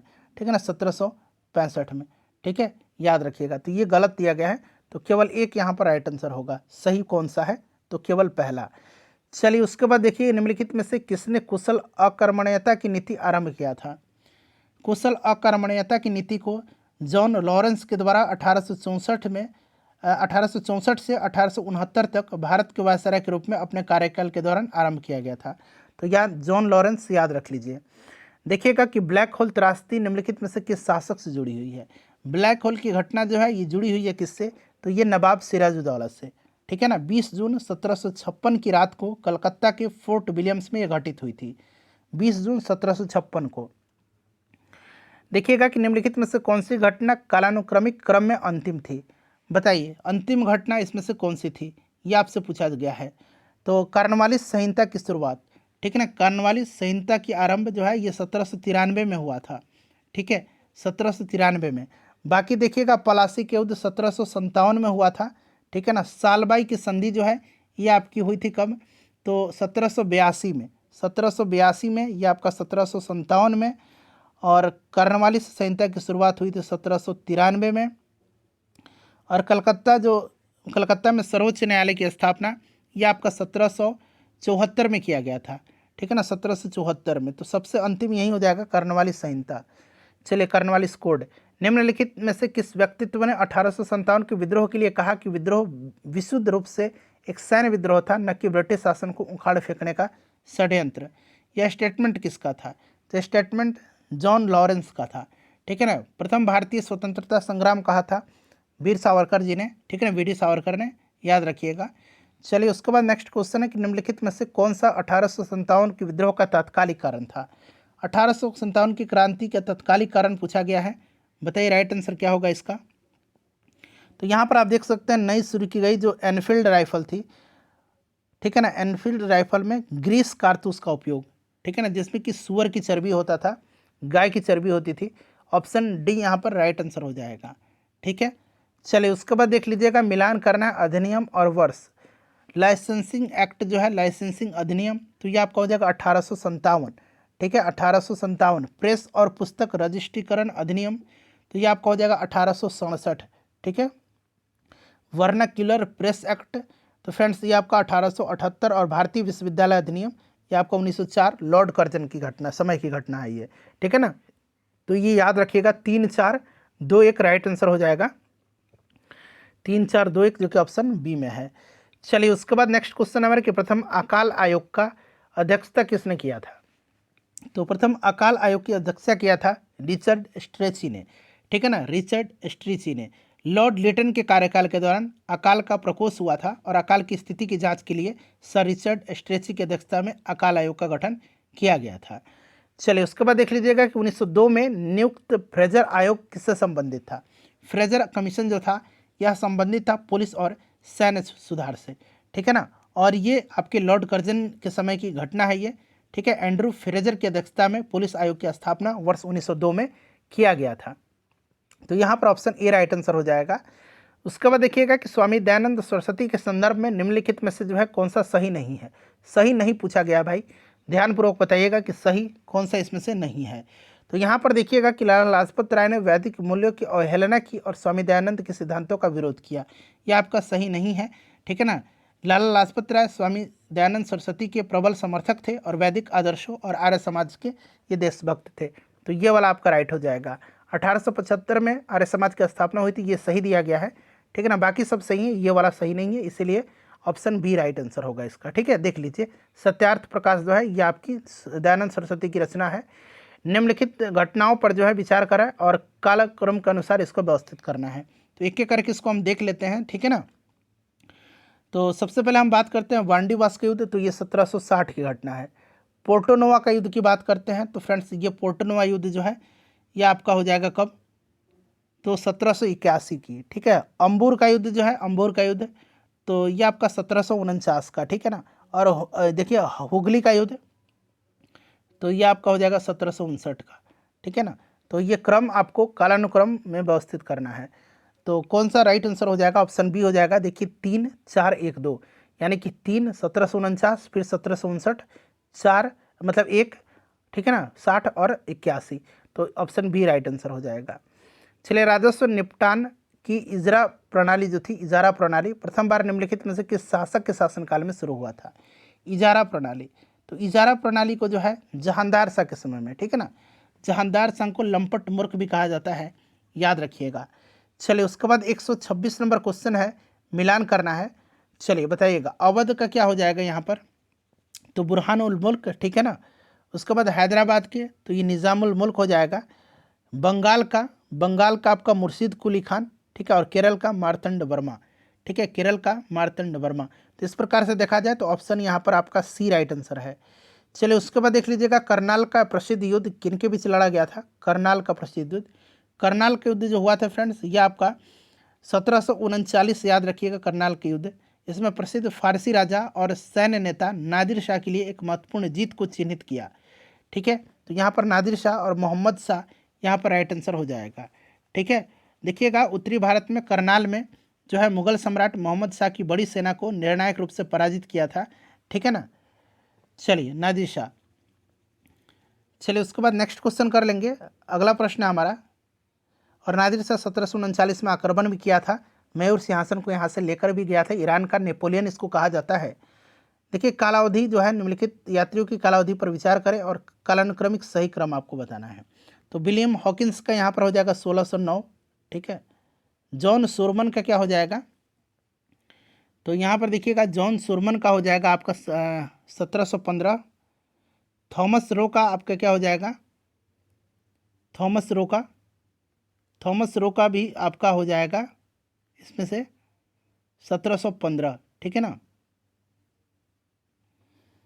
उसके बाद यहाँ पर देखिएगा कि यहाँ पर जो विलियम नॉरिस था ये 1701, तो ये ऑप्शन सी राइट आंसर हो जाएगा। 2 फिर 1 ठीक है, इस तरह से आप इसको ध्यान रखिएगा।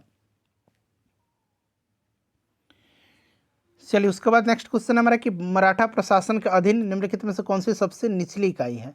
सबसे निचली इकाई इसमें से कौन सी है, तो फ्रेंड्स ये मौजा है। ठीक है ना, मौजा इसमें सबसे निचली इकाई है। चलिए सबसे छोटी इकाई मौजा है।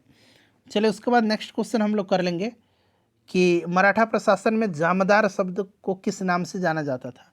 जामदार शब्द को, तो जामदार को जाना जाता था कोषाध्यक्ष। ठीक है ना, कोषाध्यक्ष को जामदार कहा जाता था, तो कोषाध्यक्ष यहाँ पर राइट आंसर हो जाएगा।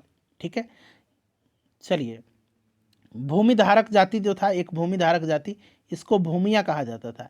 एक किले का प्रभारी जो था उसको किलादार कहा जाता था। ठीक है, लेखा परीक्षक को कहा जाता था मजूमदार। चलिए उसके बाद नेक्स्ट क्वेश्चन है हमारा, हाँ कथन है और यहाँ पर देखिए कारण है, पढ़ करके इसका आंसर आपको बताना है। ठीक है ना, यहाँ से चलिए तो कह रहा है कि नहीं, British East India company Bharat में सफल रही जबकि फ्रांसीसी कंपनी असफल रही थी। कारण है कि ब्रिटिश ईस्ट इंडिया कंपनी के साथ मजबूत नौसैनिक बल था और वह निजी कंपनी के रूप में काम करती थी।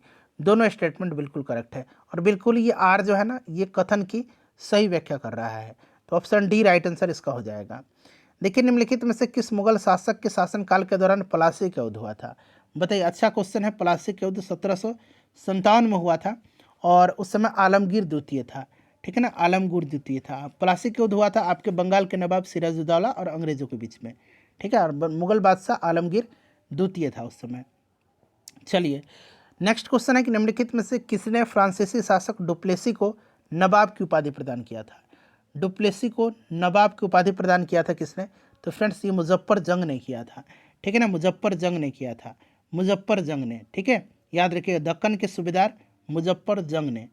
चलिए उसके बाद देखिएगा नेक्स्ट क्वेश्चन है कि निम्नलिखित में से कौन सी लड़ाई ब्रिटिश ईस्ट इंडिया कंपनी द्वारा भारत में अपने यूरोपीय प्रतिद्वंदियों के खिलाफ लड़ा गया अंतिम युद्ध था। अंतिम युद्ध था, तो यह अंतिम युद्ध जो था यह आपका बांडीवास का युद्ध, बांडीवास का युद्ध जो कि 1760 में हुआ था। ठीक है ना, फ्रांसीसी और अंग्रेजों के बीच में, इसमें अंग्रेज जीत गए थे। चलिए देखिए सन्यासी विद्रोह के संदर्भ में निम्नलिखित में से कौन सा कथन यहाँ पर सही है। सन्यासी विद्रोह के संदर्भ में, तो देखिए विद्रोह 1770 में एक विनाशकारी अकाल और कठोर ब्रिटिश आर्थिक नीतियों के कारण आरंभ हुआ था। बिल्कुल ये स्टेटमेंट सही है। यहाँ पर कौन सा सही है, ठीक है ना, और यहाँ से आपको आंसर चुन करके शायद बताना, नहीं आंसर नहीं चुनना है, इसी में से आंसर देना है। ठीक है ना, तो पहला स्टेटमेंट ही आपका बिल्कुल यहाँ पर करेक्ट दिया गया है। ठीक है, पहला स्टेटमेंट ही आपका करेक्ट दिया। केवल हिंदू सन्यासी ने विद्रोह में भाग लिया था, ऐसा नहीं, हिंदू मुस्लिम दोनों सन्यासी ने भाग लिया था। ठीक है, और विद्रोह को अंग्रेजों ने बिना किसी प्रतिरोध को आसानी से दबा दिया था। नहीं, अंग्रेजों को लंबे समय तक प्रतिरोध का सामना करना पड़ा था। तो ये आपका सारा गलत दिया गया है, ये वाला सही दिया गया। ठीक है, चलिए उसके बाद अगला प्रश्न है हमारा कि निम्नलिखित में से किस अधिनियम को गांधी जी ने काला अधिनियम कहा था। तो इन्होंने कहा था रॉलेट एक्ट को, रॉलेट अधिनियम को कहा था। तो यहाँ पर देखिएगा रॉलेट अधिनियम, यहाँ पर करेक्ट आंसर हो जाएगा अराजक और क्रांतिकारी अपराध अधिनियम 1919। ठीक है, जिसे आमतौर पर रॉलेट अधिनियम के नाम से जाना जाता है। और इसी रॉलेट एक्ट के विरोध में जो है 6 अप्रैल 1919 को देशव्यापी हड़ताल भी उन्होंने किया था।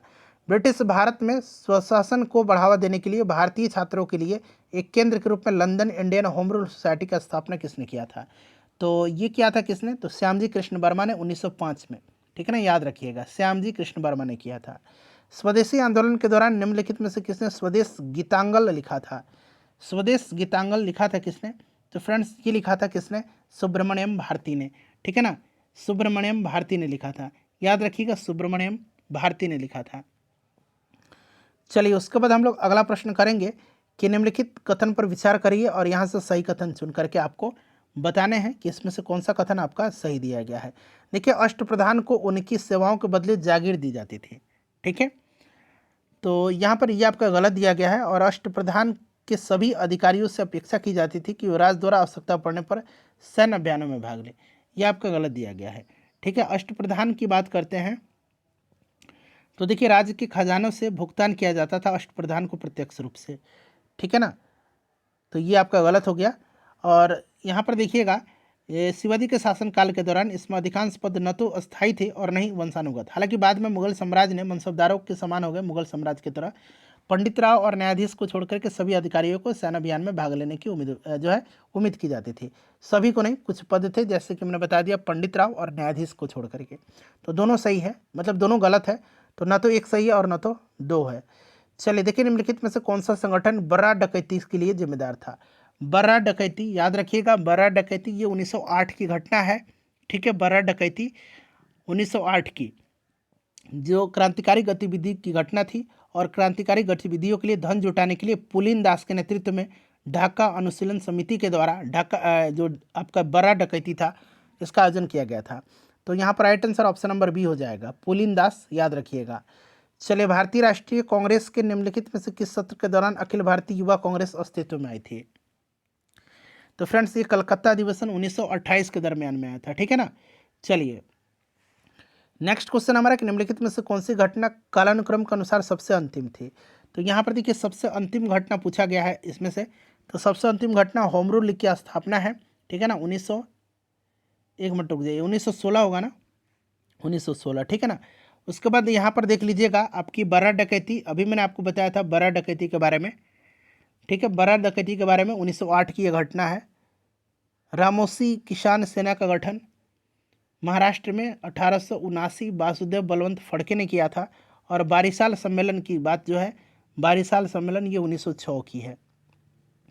तो सबसे आपकी अंतिम घटना आपका होम रूल हो जाएगा। ठीक है। चलिए उसके बाद देखिएगा कि हंटर शिक्षा आयोग द्वारा माध्यमिक शिक्षा के लिए अनुशंसित 2 विभाग कौन से थे। बताइए राइट आंसर क्या होगा। तो फ्रेंड्स ये 2 विभाग कौन से थे बताइए। तो ये आपके साहित्यिक और व्यावसायिक थे। ठीक है ना। हंटर आयोग का गठन किया गया था आपके हंटर की अध्यक्षता में, लॉर्ड हंटर की अध्यक्षता में, डब्ल्यू हंटर की अध्यक्षता में 1882 में, 1882-83 में। ठीक है, लॉर्ड रिपन के समय में। देखिए भारत के किस गवर्नर जनरल के अधीन रैले आयोग का गठन किया गया था। रैले कमीशन का गठन किया गया था। तो ये 1902 में किया गया था, और ये लॉर्ड कर्जन के समय की बात है। ठीक है ना, 1902 में लॉर्ड कर्जन की। ये विश्वविद्यालय आयोग से संबंधित है। ठीक है ना, विश्वविद्यालय की स्थिति और संभावनाओं की जांच के लिए थॉमस रैले की अध्यक्षता में किया गया था। निम्नलिखित में से कौन एक्का आंदोलन का नेता था। तो एक्का आंदोलन का नेता कौन थे। तो मदारी पासी थे। ठीक है ना, एक्का आंदोलन याद रखिएगा। और ये भारत के संयुक्त प्रांत वर्तमान में उत्तर प्रदेश के उत्तरी जिलों में हुआ था 1921 में। तो यहाँ पर देखिए ऑप्शन ए राइट आंसर हो जाएगा। ठीक है। चलिए उसके बाद देखिएगा अगला प्रश्न है हमारा कि सरदार की उपाधि वल्लभ भाई पटेल को कहाँ दी गई थी। तो सरदार की उपाधि इनको दिया गया था बारदोली सत्याग्रह में। ठीक है ना, वहाँ की महिलाओं ने दिया था इनको सरदार की उपाधि 1928 में। देखिए पंजाब में जो है, देखिए ब्रिटिश पंजाब में यूनियनिस्ट पार्टी के संस्थापक कौन थे। यूनियनिस्ट पार्टी के संस्थापक कौन थे। तो देखिए फ्रेंड्स ये थे आपके छोटू राम। ठीक है ना, छोटू राम ने किया था, याद रखिएगा। ऑप्शन नंबर यहाँ पर आपका बी राइट आंसर हो जाएगा, छोटू राम ने। चलिए सर फैजल ए हुसैन की सहायता से, फजल ए हुसैन की सहायता से, ठीक है ना, ब्रिटिश पंजाब में जो है यूनियनिस्ट पार्टी की स्थापना इन्होंने किया था 1923 में। देखिए 1928 में जो है निम्नलिखित में से कौन सी सिफारिश 1928 में नेहरू रिपोर्ट की नहीं थी। नेहरू रिपोर्ट की नहीं थी, बताइए। तो यहाँ पर ध्यान दीजिएगा, ये आपका धर्म का राज्य संरक्षण ये आपका नहीं था। ठीक है ना, बाकी डोमिनियन स्टेट था बिल्कुल। ठीक है, आपका संयुक्त निर्वाचन क्षेत्र, भाषाई प्रांत, ठीक है ना, भाषाई प्रांतों के गठन की सिफारिश हुई थी। केंद्र और प्रांतों दोनों के लिए उत्तरदायी सरकार का प्रस्ताव किया गया था। राज्य को धर्म से निरपेक्ष रहने पर बल दिया गया था, जबकि राज्य का धर्म संरक्षण नहीं था। ठीक है ना, तो ये ऑप्शन डी गलत है, तो सही नहीं है। ठीक है ना। चलिए देखिएगा कि किस वर्ष जो है आपको 1928 में आयोजित अखिल बंगाल छात्र सम्मेलन की अध्यक्षता जो है किसने किया था। निम्नलिखित में से किसने 1928 में आयोजित अखिल बंगाल छात्र सम्मेलन की अध्यक्षता किसने किया था। तो ये पंडित जवाहरलाल नेहरू ने किया था। ठीक है ना, याद रखिएगा, पंडित जवाहरलाल नेहरू ने किया था। चलिए इंपॉर्टेंट क्वेश्चन है। देखिए अगला प्रश्न है कि बंजारों के संदर्भ में निम्नलिखित में से कौन सा कथन सही नहीं है। आखिरी क्वेश्चन है। तो यहाँ पर देखिएगा ऑप्शन नंबर यहाँ पर सी, वेनिस के एक लेखक निकोलो मनुस्सी ने अपने संस्मरणों में बंजारों की जीवन शैली का वर्णन किया है। ठीक है ना, ये आपका ऑप्शन यहाँ पर सी राइट आंसर हो जाएगा। फ्रेंड्स इन 150 प्रश्नों में अपना स्कोर बता दीजिए। सेशन को फ्रेंड्स प्लीज़ लाइक कर दीजिए और इसको शेयर कर